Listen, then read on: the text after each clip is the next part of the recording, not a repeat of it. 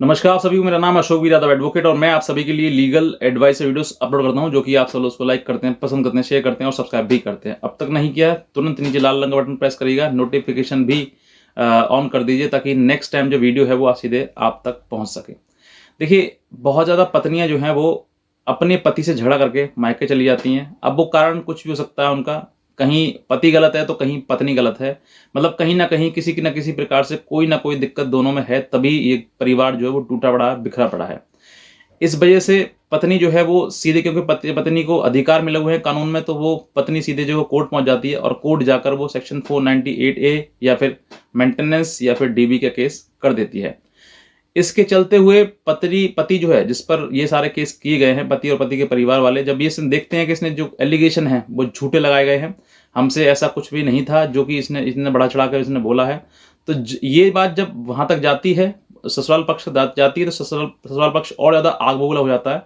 और जो एक परसेंटेज थी कि साथ में रह सकते हैं, किसी प्रकार से एक दूसरे का घर बच सकता है, तो वो जो परसेंटेज है वो भी खत्म की कगार पर आ जाती है। बहुत ऐसा रेयर देखा गया है कि ये केसेस होने के बाद जो है वो परिवार बच जाए, ज्यादातर टूटता ही टूटता है। तो जो पत्नियां हैं वो विशेष रूप से ध्यान रखें कि अपना जो आपका अगला कदम है, यानी कि जो आप केस करने जा रहे हैं, उससे पहले ये सोच लें कि वाकई मुझे इस घर में रहना है या फिर नहीं रहना है। अगर आपको नहीं रहना है तो खुलेआम केसेस करें धड़ल्ले से, और अगर आप रहना चाहती हैं तो एक बार सोचें कि मुझे रहना है, तो फिर केस किस बात के। तो आपको ये चीजें सोचनी है, समझनी है, क्योंकि कोर्ट कचहरी या कानून से घर परिवार नहीं चलता है। घर परिवार दो व्यक्तियों का शादी जो है वो दो व्यक्तियों की है, और दो व्यक्ति का दो परिवारों की शादी है, क्योंकि परिवार भी मिलना जरूरी है। परिवार नहीं मिलेंगे तो कहीं ना कहीं प्रकार से फिर डिस्प्यूट रहेगा। तो ये आपको समझना है। अब बात करते हैं कि जो ऑनरेबल सुप्रीम कोर्ट का जो जजमेंट आया है उस मुद्दे पर। सबसे पहले कि जो मेंटेनेंस पत्नी केस करती है, सेक्शन 125 सीआरपीसी के तहत जो केस करती है, उस केस में बहुत ज़्यादा फेक एलिगेशन यानी कि फॉल्स एलिगेशन लगा देती है। और उसमें मतलब कॉमन जो भाषा है वो यही होता है कि मुझे मारा पीटा गया, दहेज मांगा गया, उसके नहीं देने पर मुझे घर से बाहर निकाल दिया गया, दूसरी शादी करने की धमकी देते हैं, प्रताड़ना करते हैं। ऐसे कई जो है एलिगेशन जो है लगा दिए जाते हैं। कुछ में ऐसा भी लगा देते हैं गलत तरीके से कि मेरे ससुर ने मुझे गलत नज़र से देखा, मेरे जेठ ने मुझे पकड़ लिया, मुझे इस तरीके, ऐसी कई चीज़ें जो है वो इस तरीके की झूठे एलिगेशन जो है लगा दिए जाते हैं। अब जब बात आती है कोर्ट की कि ये एलिगेशन जो है, इतने एलिगेशन आपने लगाए हैं, तो पत्नी मेंटेनेंस के केस में सबसे ज़्यादा ये कहती है कि सर उसकी सैलरी 10,000 रुपये, लेकिन वो 1 लाख बताती है कि वो 1 लाख कमाता है। अब उसके चलते हुए कोर्ट भी ये सोचता है कि इतने इसने सैलरी बताई है और ये है, लेकिन साबित वो कर नहीं पाती कहीं ना ही तो उसकी कोई सैलरी स्लिप होती है, ना ही उसकी इसकी इनकम डिफाइंड होती है कि उसने इतना कमाया है या फिर इतना वो कमाता है। तो ऐसा कुछ भी होता नहीं है, लेकिन फिर भी जो पत्नी है वो उस पर एलिगेशन लगाई जाती है। अब ये एक जो मैं आपको आज जिस जजमेंट के बारे में वीडियो है वो ये है कि देव नारायण वर्सेस अनुश्री, ये एक केस है, लैंडमार्क जजमेंट है ऑनरेबल सुप्रीम कोर्ट का।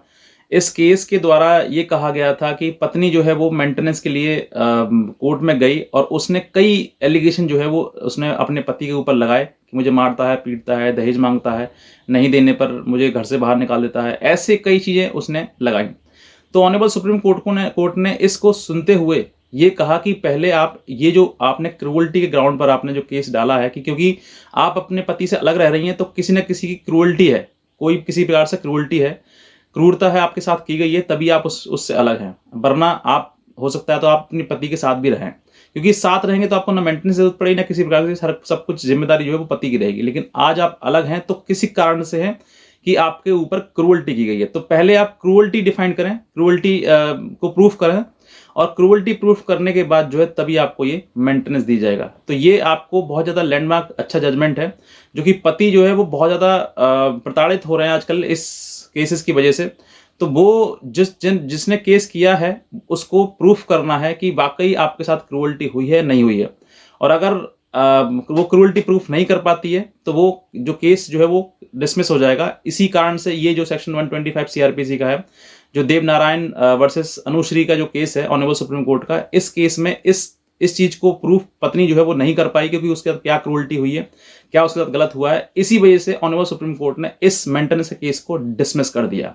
तो ये अगर आपके साथ भी इस तरह की चीज़ें हैं कि पत्नी ने सिर्फ़ और सिर्फ़ ये वो मतलब जो फ़ोकस जो है वो उसका पैसे लेने पर ही है, मेंटेनेंस लेने पर ही है, तो मेंटेनेंस लेने के लिए उसको क्रूरल्टी पहले प्रूफ़ करनी पड़ेगी कि वाक़ई उसने क्या क्रूरल्टी पति ने करी है। अगर वाक़ई किसी प्रकार की कोई क्रूरल्टी करी है उसने, तो उसको मेंटेनेंस दिया जाएगा और अगर नहीं वो प्रूफ़ कर पाती है क्रूरल्टी किसी प्रकार से, तो उसको मेंटेनेंस नहीं दिया जाएगा, यानी कि उसका केस जो है वो डिसमिस कर दिया जाएगा। अगर आपका भी कोई केस ऐसा पेंडिंग है या चल रहा है और आप अपनी मेंटेनेंस दे रहे हैं या फिर मेंटेनेंस का केस लड़ रहे हैं आप, तो आपको ये बात पहले अपना केस में ये लैंडमार्क जजमेंट की कॉपी आप लगा सकते हैं और बता सकते हैं ऑनरेबल कोर्ट को कि पहले इसमें क्रूरल्टी को प्रूफ किया कराया जाए कि क्रूरल्टी हमने क्या की है।